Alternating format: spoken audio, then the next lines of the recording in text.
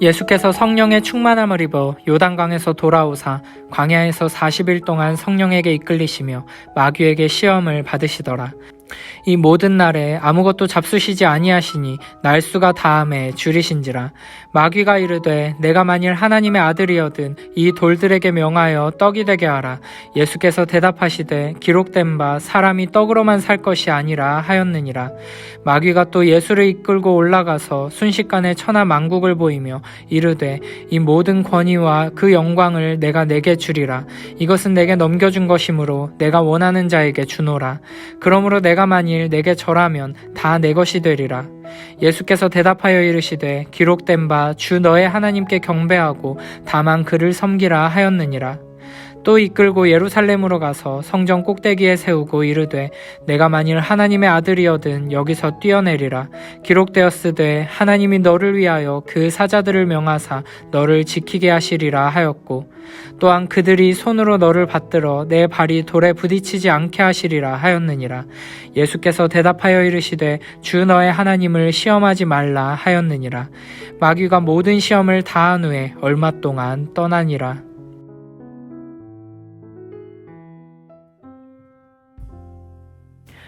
4장에서는 세례를 받으시며 공적인 사역을 시작함을 알리신 예수님께서 마귀에게 시험받는 장면이 등장합니다. 1절에서는 예수께서 성령의 충만함을 입어 요단강에서 돌아오사 광야에서 40일 동안 성령에게 이끌리셨다고 말합니다. 예수께서 세례 이후 성령의 충만함을 입으셔서 성령의 인도하심을 받아 광야로 가셨는데 그 다음 2절이 성령 충만에 대한 우리의 기대와 전혀 다른 모습을 보여줍니다. 마귀에게 시험을 받으시더라. 이 모든 날에 아무것도 잡수시지 아니하시니 날수가 다함에 줄이신지라. 예수님께서는 성령 충만함을 힘입어 성령의 인도하심을 따라 광야에 가셨고 그곳에서 마귀에게 시험을 받으셨으며 무려 40일 동안 아무것도 먹지 못하고 굶주리셨습니다. 우리는 흔히 성령 충만함을 입으면 모든 것이 다 해결될 것처럼 생각하기 쉽습니다. 하나님을 온전히 신뢰하는 믿음 안에서 성령 충만함을 경험하게 되면 그동안 답이 보이지 않던 문제들에 대한 답이 분명하게 드러나고 여러 가지 어려움들도 해소되고 평안과 기쁨으로 가득하게 될 것이라고 기대합니다. 그러나 성령 충만함을 입으신 예수님께서 광야로 내몰려 굶주림 속에서 마귀의 시험을 받으시는 장면은 이러한 우리의 기대를 완전히 깨트려버립니다. 하나님께서는 우리가 성령으로 충만케 되기를 원하십니다.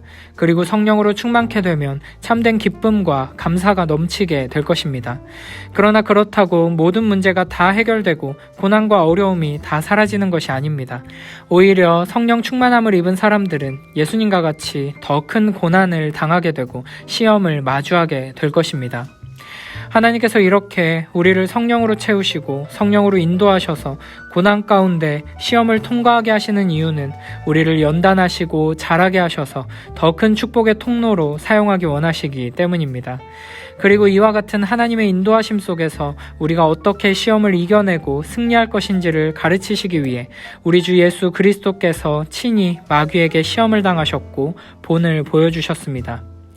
1절에서는 이 기간을 40일이라고 말합니다. 40이란 숫자는 성경에서 매우 중요한 숫자입니다.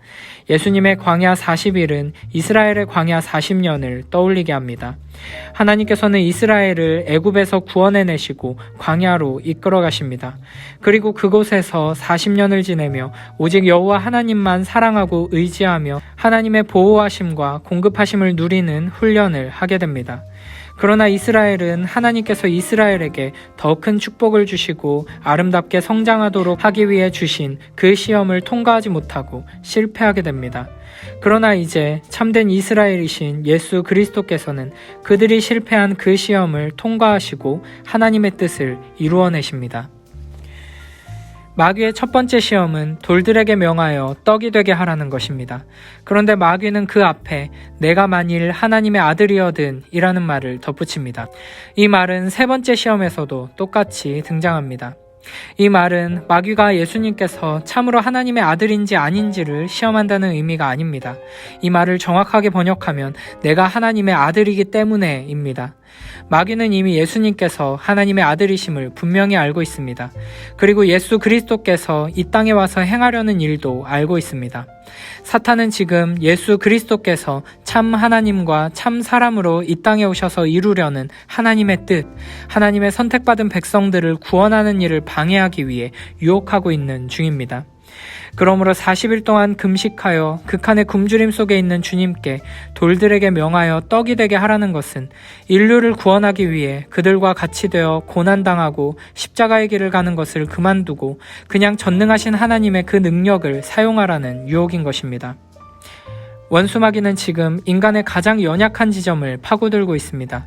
그리고 그 굶주림을 해결하기 위해 너에게 있는 하나님의 무한한 능력을 사용하라고, 하나님의 뜻을 이루는 것보다 당장 너의 고통과 괴로움을 해결하라고, 하나님의 능력을 사용해서 너의 문제를 해결하라고 유혹하는 것입니다. 이에 예수님께서는 기록된 바 사람이 떡으로만 살 것이 아니라 하였느니라 라고 대답하십니다. 사탄의 공격에 대해 하나님의 말씀으로 반격하신 것입니다. 예수님께서 인용하신 말씀은 신명기 8장 3절의 말씀입니다. 이스라엘 백성들은 광야에서 굶주리게 되자 모세를 원망하며 애굽의 노예로 있던 시절이 그립다고 말했습니다. 이에 하나님께서는 그들에게 메추라기와 만나를 내려주셨습니다.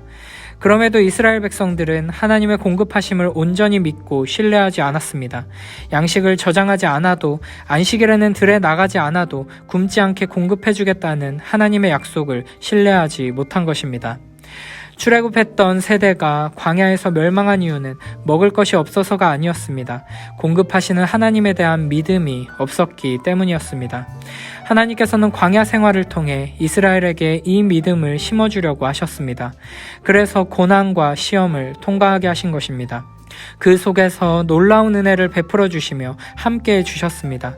그럼에도 불구하고 이스라엘은 실패했고 그 시험을 이제 예수 그리스도께서 우리를 대신해 통과하여 승리하고 계시는 것입니다. 우리는 우리와 항상 함께 하시는 하나님을 온전히 믿고 신뢰해야 합니다. 우리의 필요를 부족함 없이 공급하시며 채워주시는 하나님을 믿고 의지해야 합니다. 마태복음 6장 33, 34절에서 예수님께서는 이렇게 말씀하셨습니다. 그런즉 너희는 먼저 그의 나라와 그의 의를 구하라. 그리하면 이 모든 것을 너희에게 더하시리라. 그러므로 내일 일을 위하여 염려하지 말라. 내일 일은 내일이 염려할 것이요 한날의 괴로움은 그날로 족하니라. 그의 나라와 그의 의를 구할 때 나의 힘과 능력으로 세상의 방법을 따라서 우리의 필요를 먼저 채우라는 마귀의 유혹을 이겨낼 수 있습니다. 이어서 마귀는 예수님을 이끌고 올라가서 순식간에 천하 만국을 보이며 이렇게 말합니다. 이 모든 권위와 그 영광을 내가 내게 주리라. 이것은 내게 넘겨준 것이므로 내가 원하는 자에게 주노라. 그러므로 내가 만일 내게 절하면 다 내 것이 되리라. 마귀는 마치 자신이 이 세상에 대한 모든 권위와 영광을 손에 쥔 것처럼 이야기합니다. 요한복음에서는 마귀를 세상의 임금이라고 표현하기도 합니다. 요한일서 5장 19절에서도 온 세상은 마귀의 세력 아래에 놓여 있다고 말합니다. 이는 하나님께서 하나님의 선하신 섭리 아래서 사탄이 활동하도록 허용하셨다는 것을 의미합니다. 그러나 원수 마귀는 마치 자신에게 모든 권한이 다 있는 것처럼 말하고 있습니다. 사실 사탄 자신도 모든 권위와 영광은 오직 하나님께만 있고 자신은 그것을 빼앗을 수 없다는 것을 잘 알고 있습니다. 그걸 알면서도 스스로가 왕이 되기 위해 하나님 앞에서 계속 반역하며 거짓으로 일하는 것이 사탄입니다. 그래서 사탄은 예수님 앞에서도 의도적으로 이와 같은 거짓말을 하며 예수님을 시험합니다. 7절에서 내게 절하라는 것은 단순히 한번 고개를 숙이라는 의미가 아니라 나를 경배하라, 나를 예배하라는 것입니다. 이에 예수님께서는 다시 한번 신명기 말씀을 인용해 반격하십니다. 기록된 바 주 너의 하나님께 경배하고 다만 그를 섬기라 하였느니라. 이는 신명기 6장 13절 말씀입니다. 이 유혹은 여전히 우리에게도 계속되고 있습니다. 실제로 사탄은 하나님의 허용 안에서 이 세상의 임금으로 군림하며 수많은 영역들을 다스리고 영향력을 행사합니다. 그래서 이 세상에서 성공하고 높아지고 행복하려면 세상의 방법대로 행하고 세상을 경배해야 한다고 우리를 유혹하는 것입니다. 그러면 이 세상의 권위와 영광을 너에게 주겠다고 약속합니다. 그러나 예수님께서 이 땅에 오셔서 얻고자 하신 영광은 세상의 영광이 아닙니다. 예수님께서는 이 세상이 주는 유한하고 허무한 영광이 아니라 하나님께서 주시는 영원하고 아름다운 영광을 얻기 위해 오셨습니다. 그리고 이 하나님 나라의 영광은 오직 십자가의 고난과 죽음, 섬김과 희생의 사랑을 통해서만 얻게 되는 것입니다. 결국 마귀의 두 번째 유혹은 고통스럽고 힘든 십자가의 길이 아니라 쉽고 확실한 세상의 방식을 따라 살아가라는 유혹인 것입니다. 우리는 매일매일의 삶 속에서 이와 같은 유혹을 계속해서 경험하게 됩니다. 이 세상 속에서 예수 그리스도의 십자가를 지고 나그네와 같이 살아가는 것은 매우 힘겹고 고통스러운 일입니다. 세상의 방식을 따라 세상의 영광을 추구하며 살아가는 것이 훨씬 합리적이고 쉽고 아름다워 보이기까지 합니다. 그러나 주님께서는 온 세상의 모든 권위와 영광을 다 준다고 해도 마귀에게 세상에게 절하지 않고 오직 여호와 하나님만 경배하며 의지하겠다고 선포하십니다. 우리의 삶에도 이와 같은 믿음이 필요합니다. 세상에서 아무리 큰 성공과 보상을 약속해도 세상에서 아무리 높은 자리에 오르고 많은 권위와 영광을 가질 수 있는 길이 있어도 흔들려서는 안 됩니다. 많은 사람들이 하나님의 영광을 위해 하나님 나라를 위해 어쩔 수 없이 타협하며 이 길을 간다고 말합니다. 그러나 하나님께서 우리에게 요구하시는 순종은 이 세상의 방식으로 권위와 영광을 얻는 것이 아닙니다. 오히려 모든 사람들이 이 세상에 엎드려 절하며 이 세상을 섬기는 삶을 살 때 그 악한 흐름을 거스르며 여호와 하나님만을 경배하는 삶을 통해 이 땅 가운데 하나님 나라의 참된 권위와 영원한 영광을 드러내는 순종을 요구하십니다. 마귀의 유혹을 이기신 우리 주님을 의지하여 매일매일의 삶 속에서 십자가의 낮아짐과 희생과 섬김과 사랑을 통해 진정한 하나님 나라의 권위와 영광을 드러내는 복된 우리 모두가 되길 축복합니다. 마귀는 세 번째 시험을 위해 예수님을 예루살렘 성전 꼭대기로 데리고 갑니다. 그곳에서 내가 만일 하나님의 아들이어든 여기서 뛰어내리라고 말합니다. 그러면서 놀랍게도 하나님의 말씀을 사용해 예수님을 유혹합니다. 기록되었으되 하나님이 너를 위하여 그 사자들을 명하사 너를 지키게 하시리라 하였고 또한 그들이 손으로 너를 받들어 내 발이 돌에 부딪히지 않게 하시리라 하였느니라 라고 말합니다. 이는 시편 91편 11절 12절 말씀의 인용입니다.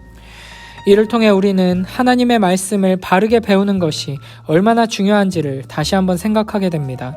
하나님의 말씀을 그 맥락과 상관없이 성경을 통해 분명하게 드러난 하나님의 뜻과 상관없이 자의적으로 해석하고 마음대로 인용하는 행위는 하나님을 무시하고 대적하는 악한 행위라는 것을 기억해야 합니다. 하나님의 말씀을 내 마음대로 해석하고 이용하는 자는 생명의 말씀을 가지고 영혼을 죽이는 끔찍한 결과를 가져올 수 있음을 기억해야 합니다.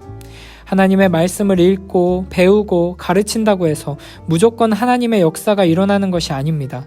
그 말씀을 진정 하나님의 말씀으로 존중하며 겸손히 그 앞에 엎드려야 하고 성경 전체의 구조와 틀 속에서 하나님의 선하신 뜻을 바르게 드러내는 것이 매우 중요합니다.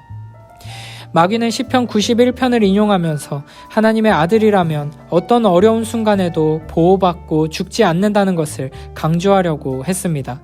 그러니까 성전 꼭대기에서 뛰어내려서 그 놀라운 하나님의 보호하심을 확인하고 많은 사람들에게 보이라는 것입니다. 이는 하나님을 시험해보라는 유혹이며 동시에 그 시험을 통해 자기 자신을 과시하고 드러내 십자가의 고난과 죽음이 아니라 쉬운 방식으로 영광을 취하라는 유혹입니다. 그러나 예수님께서는 다시 한번 신명기 6장 16절의 말씀을 인용해 반격하십니다. 주 너의 하나님을 시험하지 말라 하였느니라. 마귀는 예수님의 인성이 가진 연약함을 집요하게 파고들어 어떻게든 예수님으로 하여금 십자가의 길을 가지 못하도록 막으려고 합니다. 그러나 주님께서는 하나님을 끝까지 신뢰하셨습니다. 성령의 인도하심을 받아 광야에서 시험을 받은 이때에도 아버지의 뜻에 따라 십자가를 향해 나아가실 때에도 끝까지 하나님을 신뢰하셨습니다. 우리에게도 이와 같은 믿음이 필요합니다. 하나님께서 우리를 보호하신다는 말씀은 단순히 지금 내가 원하는 때 원하는 방식으로 보호해 주신다는 것이 아니라 심지어 우리의 몸이 상하고 죽음에 이르더라도 우리를 영원히 지키시고 보호하신다는 약속입니다. 이 말씀에 대한 바른 믿음, 하나님의 보호하심과 사랑에 대한 전적인 신뢰만이 마귀의 시험을 이길 수 있습니다. 이렇게 예수님께서는 마귀의 3번의 시험을 모두 하나님의 말씀을 무기로 사용해 이겨내십니다. 그러므로 우리도 이 세상 속에서 마귀의 끝없는 유혹과 시험 앞에서 하나님의 말씀을 의지해 승리해야 할 것입니다. 자신의 힘과 능력, 지혜로 마귀를 이길 수 있는 사람은 아무도 없습니다. 오직 겸손히 승리하신 예수 그리스도를 의지하여 하나님의 말씀을 무기로 승리해야 합니다. 에덴 동산에서 첫사람 아담을 유혹해 타락시킨 원수는 예수님께 패배했지만 여전히 포기하지 않고 끈질기게 우리를 유혹하고 공격하고 있습니다. 계속되는 원수의 공격을 이겨낼 능력이 우리에게 없음을 기억하며 더욱 겸손히 하나님의 말씀을 붙들고 원수 마귀를 이기신 예수님을 의지해 영광스러운 승리를 누리며 살아가는 우리 모두가 되길 축복합니다.